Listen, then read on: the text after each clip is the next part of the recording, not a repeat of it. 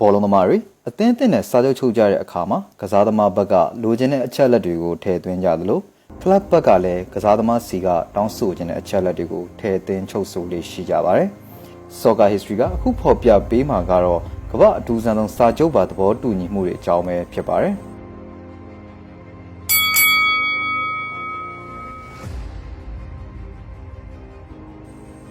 Ronaldinho တပတ်နှစ်ခါဘလွန်ဒီယောဆုရှင် Ronaldinho ဟာဘောလုံးလောကရဲ့မော်စရာတစ်ပါးပါ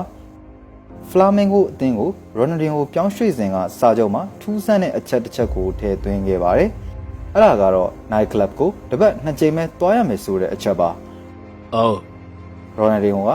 အပျော်ပါအမတ်လွန်လို့ဒီအချက်ကိုထည့်သွင်းရတာဖြစ်ပြီးဘောလုံးကိုသာ outside ကစားရန်နဲ့တပတ်နှစ်ကြိမ်တက်ပို့ပြီး Night Club တက်ခဲ့ရင်ဒဏ်ကြီးအပြင်ပြစ်ဒဏ်မှာပူးတွဲခံရမယ်ဆိုတဲ့အချက်ကိုပါထည့်သွင်းချုပ်ဆိုခဲ့တာပါ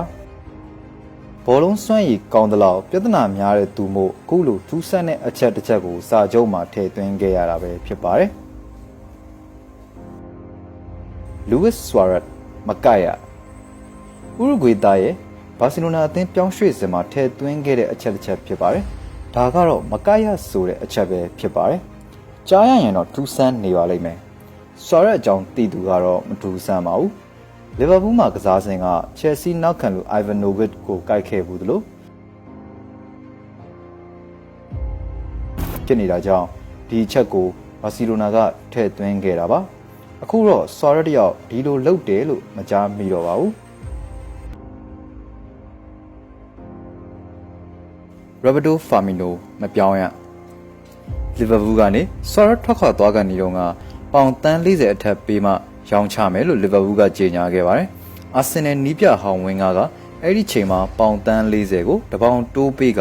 ဆွာရက်ကိုကန်လန်ခဲ့လို့လီဗာပူးတို့ရန်ပုံမိကြဒေါသထွက်ခဲ့ရပါတယ်။ဒါကြောင့် Hot Fan Hang ကနေပြီးတော့ Firmino ကိုသူတို့ခေါ်ယူခဲ့စဉ်မှာတော့စာချုပ်အတွင်းအာဆင်နယ်ကိုမပြောင်းရွှေ့ရဘူး။ပြောင်းရွှေ့မယ်ဆိုရင်ယူရိုတန်68တန်ပေးမှသဘောတူမယ်လို့စာချုပ်မှာချုပ်ဆိုထားခဲ့ပါတယ်။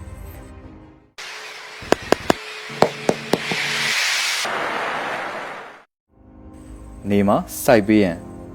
ဘာစီလိုနာကကြိုတင်ကာကွယ်ခဲ့ပုံရပါတယ်